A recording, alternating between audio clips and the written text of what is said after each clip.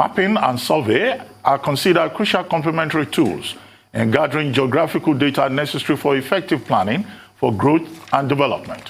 Given a rather unimpressive rate of development, how badly does Nigeria need a system like that?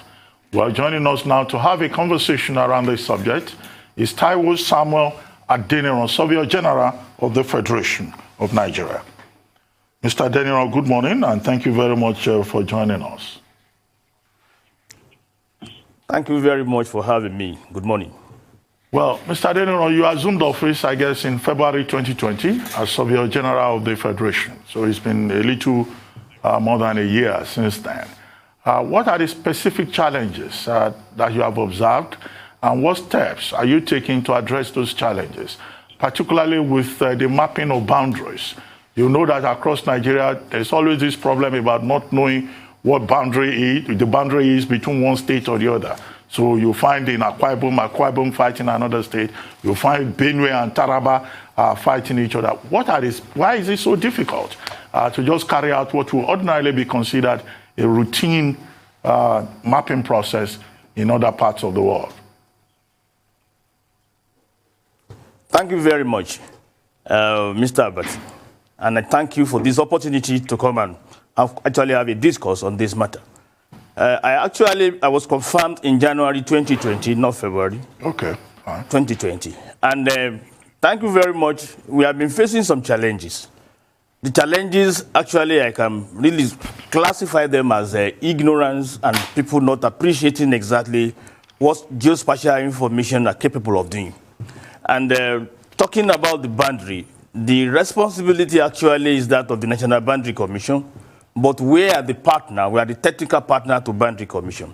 And since the time I came on board, we have been working together and we have been making some advancements. I'll give you an instance. There was this, the ICJ judgment between Nigeria and Cameroon. By the time I came on board, we had 13 disagreement areas. And I'm happy to tell you today that it has been reduced tremendously in our previous meeting with the Nigerian-Cameroon Mixed Commission, and we have been able to achieve much. As I speak now, I'm not sure we still have up to about 5 of those disagreement areas, and we are still hoping that we are eventually going to really resolve them. The internal boundary you mentioned about between states, let me say this, it is the nature of boundary because people are tied to land. Everything you do anywhere has to do with land. Everything happens somewhere. So it is, in a way, a little bit natural, but we are trying to help our act to make sure that people are being sensitized because there are a lot of misconceptions. Boundaries are merely just for administrative purposes to be able to plan and then be able to place resources where it's supposed to be. The strategy I've been using since the time I came on board, I've been in this system for over 3 decades, and I've noticed that one of our major issues is a lack of awareness by the people.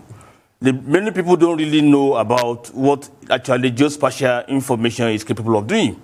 And when I came on board, I had 3 foci, which is to make impact, to be more relevant, and then to produce more advocacy. So when I came on board, I started some reform that everything we are doing has to be aligned with government activity. And as I speak to you now, we don't do anything in the office without first of all looking at the government plans or government priority.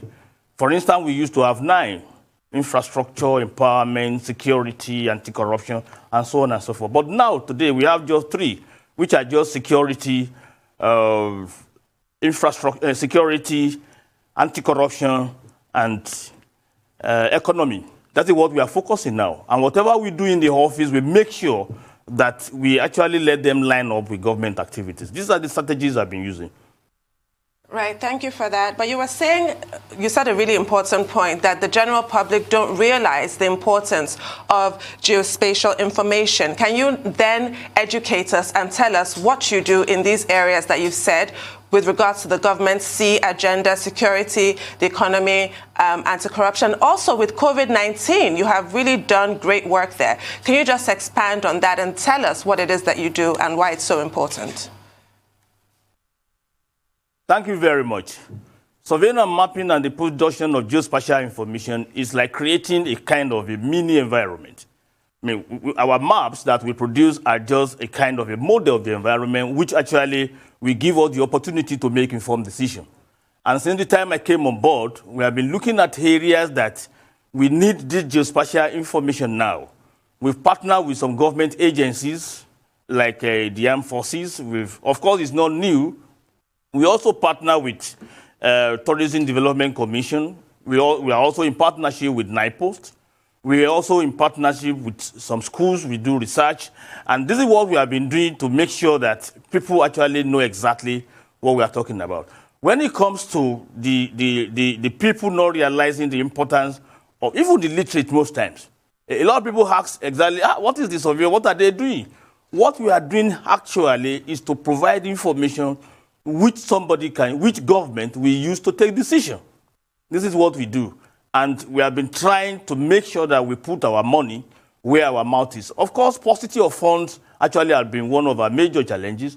But then we realize that even when you are giving 1 naira, make sure that that 1 naira is being expended appropriately and you can see the benefit of what you are doing.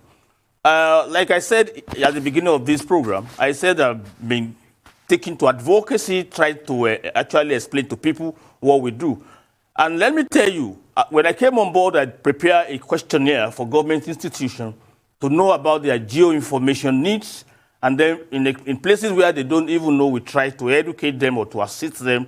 So we have been doing this, and to a large extent, and we have been able to bring surveying and mapping to limelight. And one of them is this part of the program that we are doing this morning. It's always my delight to come on here like this and come and tell people the information of geospatial information. Let me tell you something. In the UNGGI meeting of 2012, it was realized that there are 4 criteria for good governance. The first one is adequate planning. The next one is appropriate provision of geospatial information, finance, and then the human capacity. If you look at that, those 4 criteria, you will notice that geospatial information even comes before finance. If you don't have tools to take decisions, no matter any amount of money anybody is spending, it's just spending down the drain. So we have been trying to do much, and then we have been trying to see exactly which type of geospatial information are we going to provide that is going to be useful now. You mentioned the COVID-19. At the outbreak of COVID-19 in Nigeria around, I think, March 30, 2020, we actually started mapping the activity. We actually started mapping the activity of COVID-19. And why do we, of course, the data we are using are the one provided by NCDC, and this is what we have been using. We were doing that to be able to inform government and then to let us know the behavior of the pandemic. Because if you don't know the exact behavior of the pandemic, you may not be able to know how to make appropriate intervention. So this we have been doing since that time up to now. We map NCDC data on daily basis. And I'm glad to tell you that it's been used to be able to see where is it going, what is the intensity of COVID-19 in this particular area, and how we be able to actually checkmate it. In a nutshell, anything that you cannot really map, you may not be able to take appropriate action because you will not know its behavior. It's useful, it's important in all sectors.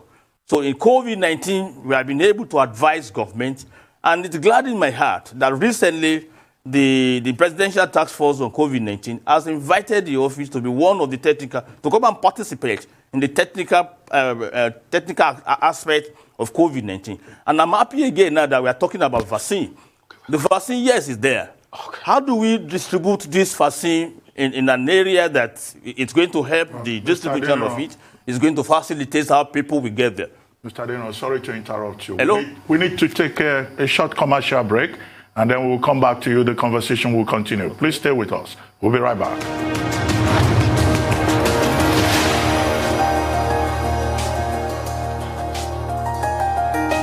All right, welcome back to the Morning Show right here on the Rise News channel. We have Taiwo Samuel Adeniran, Surveyor General the Federation. Welcome to the program once again.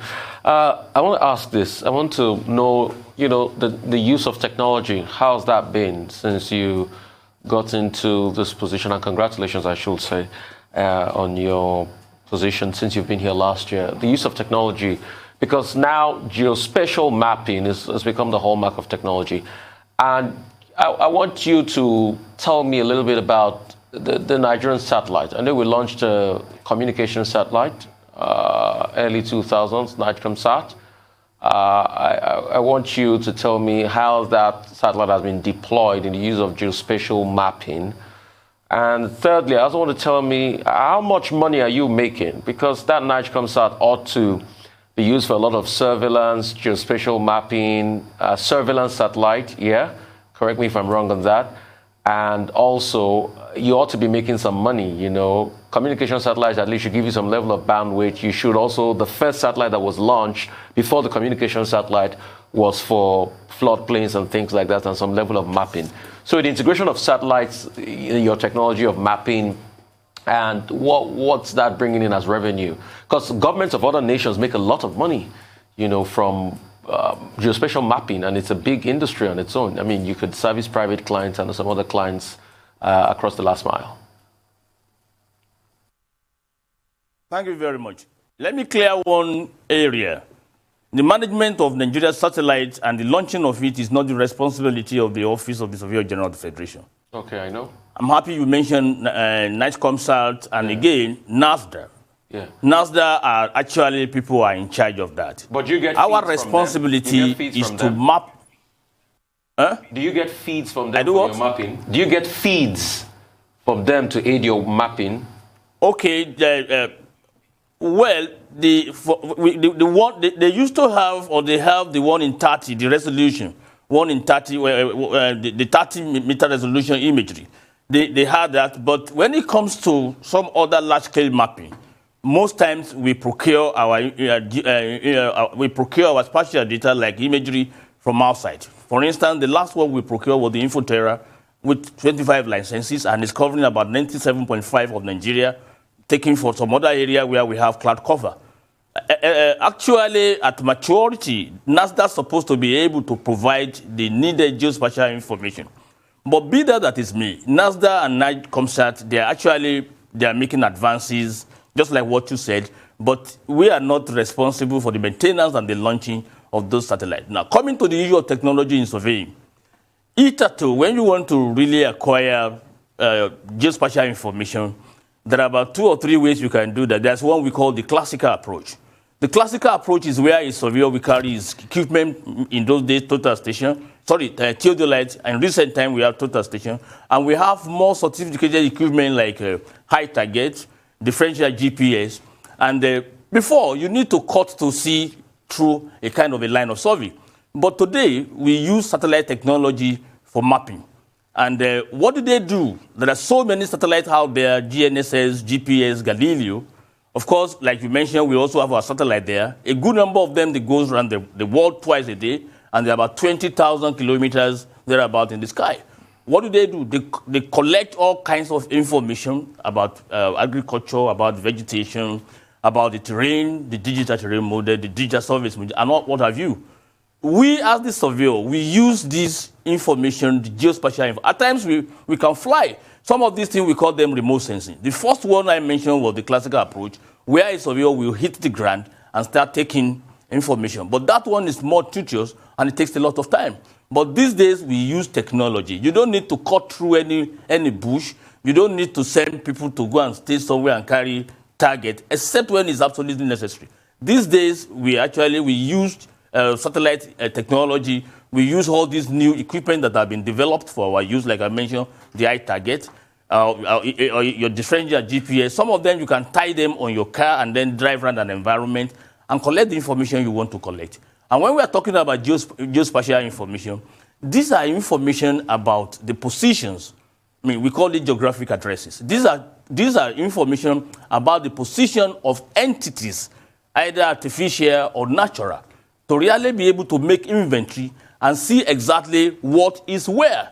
I mean, this is where we actually produce our maps, which I call a model, and it is this map that is going to guide you in taking evidence-based informed decision. We have been using technology. We have drones these days where we can actually fly over small place and get the information that we need. Or if it's going to be a big survey or probably covering a large area, we use craft. Of course, we have not been able to do much of this due to paucity of funds, but Mr. President has been trying because I'm aware that surveying and mapping is not the only problem we have in Nigeria, and there are so many other issues begging for attention. But essentially, we have been talking to the government, and they have been actually assisting us in the way they can actually do it. But we are still asking for more, because we still have a lot of things to do. Thank you. Well, Mr. Adeniran, I want to ask you a simple question. It's not always that young Nigerians or others will see the Surveyor General of the Federation on television. I'd like your comment on the status of surveying education in Nigeria, because sometimes it looks like a job that is done by engineers, that's done by people doing geomatics, by persons in other professions. The popular surveyor that we know is that land surveyor that helps you do your plot of land papers. But you have raised the level now. You've provided education to indicate that, look, geoinformation, geomatics, all of this can be used to aid decision-making at the highest levels and to promote policy. But we have just 11 universities in Nigeria teaching surveying, or maybe then the Federal College of Surveying. For the benefit of younger people who are seeing the Surveyor General of the Federation and who would like, to go into that area of expertise, what will you say about the status of surveying education in Nigeria, and what can be done to either deepen or enrich the curriculum?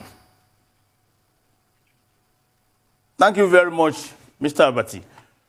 This particular question really gladdens my heart.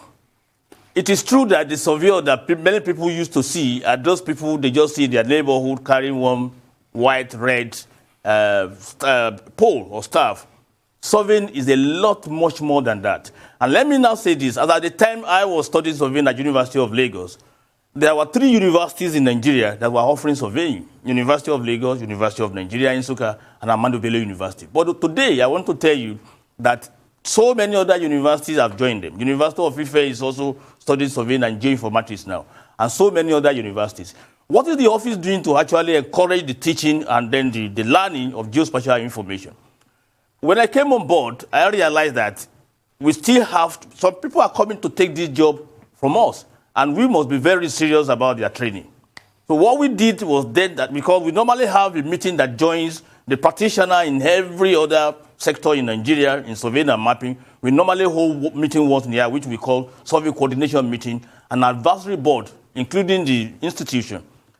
Just recently, we were able to distribute about some equipment to about 25 surveying and mapping institutions, including some universities and polytechnics. This we have been doing. And of course, I've been taking my time. The other time, the surveying lecturer, they met at various survey school, Oyo. I went to the meeting with them, and this actually is actually my gospel to them. My gospel is that at this point in time, the era of just giving somebody thesis to go and write, and then after the training, they will just dump it on the shelf, and then they will give that person certificate, and it ends there. I normally advise the lecturers, the teachers, anytime I see them, that we have to move from gown to town. And what is the meaning of that? Moving from gown to town means that when they are doing their researches, we must have to focus the environment and then look at the problem that we can solve, like flooding, like overcrowding, like subsidence, like earthquake, like tremor. Because all these things I'm talking about are problems that surveying and geometries can actually solve. Because you talk about geodesy, geodesy is the study of shape, size, and structure of the Earth's surface, and then the equipotential on it. Surveying is more than just surveying this my small plot of a plot for me, and we have been trying to bring all this to the training of people. So I usually admonish lecturers that, gentlemen and ladies, look for problem in the environment and then tie your thesis to it, that every single thesis will be solving a problem. I give you an instance. You mentioned it the other time when in the course of this small meeting, that probably in agriculture or in other area, how is it relevant? For all you care, a lot of people are wasting money, they are missing resources, or they are wasting their money just doing agriculture and not knowing exactly where their crop is going to thrive more. I tell you, surveying and mapping has the capacity to investigate the type of soil in an area, the humidity, the size of rainfall. And then in the GIS environment, you overlay all this, and then you look at the the condition, the environmental condition that can support a particular crop where you want to plant it. And then you will now be able to say, okay, this area can take this my crop, this area cannot take it. Another one, when it comes to drug, the NDLA activities in chasing people who are actually planting marijuana and something like that, it is possible in surveying and mapping, particularly in remote sensing, photogrammetry and remote sensing, to have the reflective index of the vegetation around, and then without going there and risking the life of the people who are actually checkmating these people, they can sit in the comfort of their home and be able to say, yes, marijuana is in this place, this particular thing is in this place. You just walk there. You don't need to endanger yourself. Geoinformatic information can do that. Like we said, the primary objective, surveying and mapping is not an end in itself. It is to facilitate all activities, and it is ubiquitous. It's in every aspect of our life. You want to create a bank somewhere, you don't just carry bank and go and put it somewhere. People who does that, they usually regret their action. For instance, for a bank to thrive, you need to know about the population of that place. For a bank to thrive, you need to know the market and then the people that will use the bank. To put a bank somewhere, you need to know other facilities that actually are within that bank, and what is the specific objective or the responsibility and the people the bank will serve. All these can be overlaid in a kind of a criteria analysis, and then we'll be able to pinpoint for you that this is the place you should put your bank for it to thrive. Essentially, surveying and mapping or geospatial information solve problems. It gives you an idea of an environment. No matter how somebody can go around an environment, you will not have the idea of the picture of how the environment look like until you capture it geospatially. And it is something that you keep on doing because your map must be current, must be accurate. The currency of map is important as our environment is changing every day. So these are the things that we have been doing. We gave equipment to so many other schools the other day, and they were so grateful for it because my people say a kind of a deity, you don't take small children to go and worship with you. At the end of the day, that deity will die after you've left the place. So we are so much cognizant about that, and we have been trying to see how we can support the institution and make everybody come to the realization of the importance of geospatial information. Great. So I've got 2 questions. Okay. Okay. Sorry.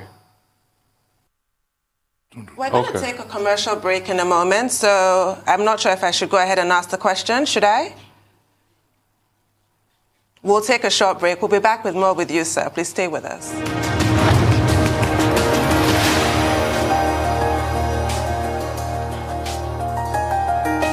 Welcome back to the morning show here on Arise News. We're still with Taiwo Samuel Adeniran, Surveyor General of the Federation. Sir, before the break, you referred twice to paucity of funds. And having described this ubiquitous, to use your word, and flexible field that you're in, why should such a paucity exist? And I do want to say, based on Dr. Bati's question, I wouldn't necessarily minimize the importance of land surveyors. I'm a big believer in establishing boundaries so we don't have clashes. You could use your skills, the kind of industry that you're in, to create a sort of central index or what have you, for land in Nigeria, so we don't get that perennial issue of people buying land that's already been sold to somebody else, which we all know exists constantly. And you also highlighted the work that you do and its relevance in even fields like oil and gas. What are your revenue-generating efforts, and what kind of support would you like to see so that you never have to refer again to paucity of funds? Thank you very much. You will agree with me that when you establish government institutions, their responsibility is actually to do one or two things. They are going to put them in their mandate. And this office where I sit, it was established officially by the Nigerian government in 1954. That doesn't mean that was when we started doing survey in Nigeria. We've been doing survey in Nigeria since 1861, when Lagos was invaded and was captured by the military forces, by the colonial forces. But even before then, around 1770-something, we have been having surveying. The first mapping that actually was carried out in Nigeria was in 1889. That was the southern Nigeria. Why am I saying this? The responsibility as at that time, to a large extent, during colonial master, was to serve them, to let them be able to know the environment where they have influence, and then the resources they have within their area of influence and then their protectorate.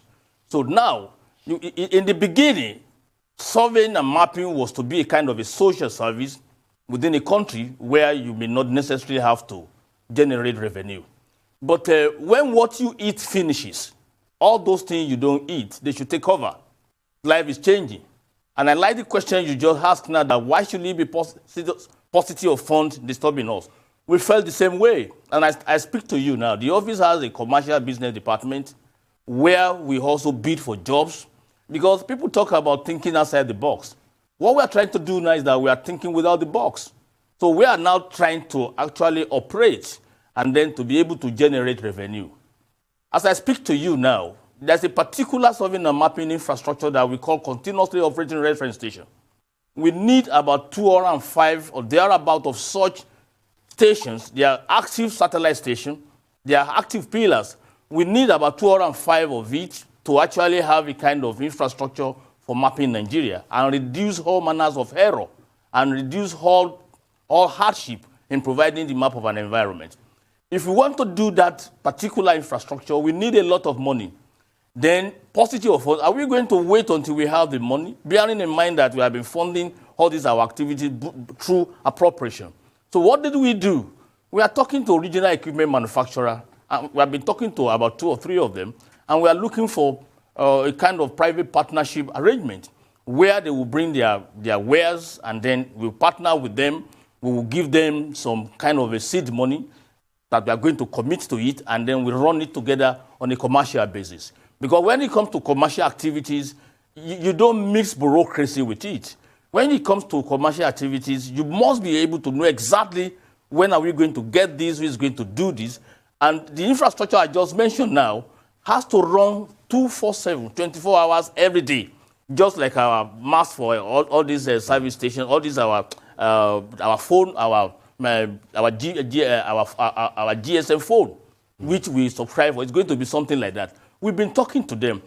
Hitherto, we have not been doing something like that before. Hitherto, we are dependent on government budget and allocation. But since the time I came on board, even before I came on board, it has been realized that that would not be sufficient enough. And thank God, the services that we provide and then the work we do and our product affects almost every human activity.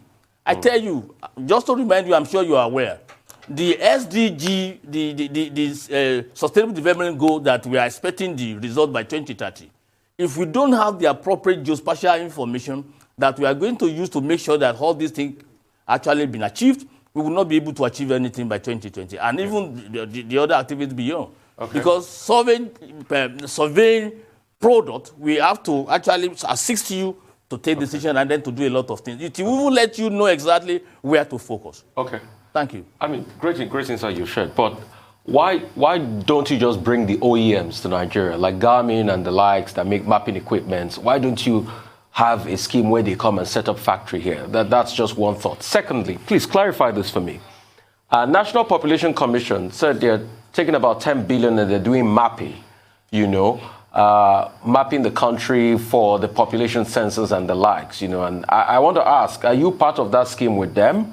Did you get part of the 10 billion? Because since you say you're surveying and mapping and you're doing all the work. And secondly, why do we have a satellite up in space and we're still going to buy mapping data from outside? I mean, because when you said that, I kick back a little bit. How do we have a satellite that we launched, that we spent billions of naira to launch in the early 2000s, and we're still going to buy mapping data somewhere else? Is it that we can't take care of our mapping data? Isn't it mapping data from somewhere else that will help us, to be able to execute our geospatial mapping and the likes?